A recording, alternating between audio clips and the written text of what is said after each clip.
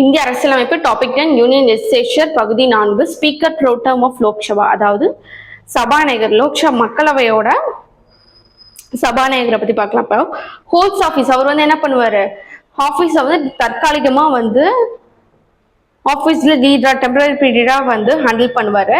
இந்த லோக்சபாவோட ஸ்பீக்கரை யார் வந்து அப்பாயிண்ட் பண்றாங்க அப்படின்னா வந்து பிரசிடென்ட், குடியரசுத் தலைவர் தான் மக்களவை உறுப்பினர்ல இருந்து ஒரு சபாநாயகரை தேர்ந்தெடுக்கிறது. யார் அப்படின்னா பிரசிடென்ட், அதாவது குடியரசுத் தலைவர் தான் தேர்ந்தெடுத்து அப்பாயிண்ட் பண்றாங்க. இவர் ஆஸ் யூஷுவல் எப்படி அப்பாயிண்ட் பண்ணுவாங்க அப்படின்னா, அந்த மக்களவை உறுப்பினர்ல வந்து யார் சீனியர் மோஸ்ட் மூத்த உறுப்பினர் யார் இருக்காரோ அவங்களதான் பேசிக்கா எடுத்து சபாநாயகரா தேர்ந்தெடுப்பாங்க. இவரோட பிரதான கடமை என்ன அப்படின்னா, administrator the oath to new members, அதாவது நிர்வாகி புதிய உறுப்பினர்களுக்கு சத்தியப்பிரமாணம், புதுசா வந்து ஜாயின் பண்ற நியூ மெம்பர்ஸ்க்கு வந்து சத்தியப்பிரமாணம் செய்து கொடுக்கறதா வந்து ஸ்பீக்கரோட பிரதான கடமை.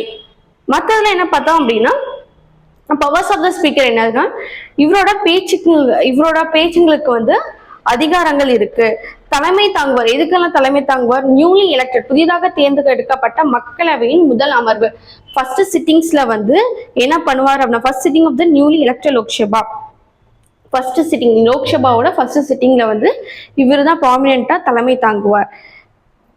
Enable the house to elect the new speaker, புதிய சபாநாயகரை தேர்ந்தெடுக்க, புதிய சபாநாயகரையும் வந்து தேர்ந்தெடுக்க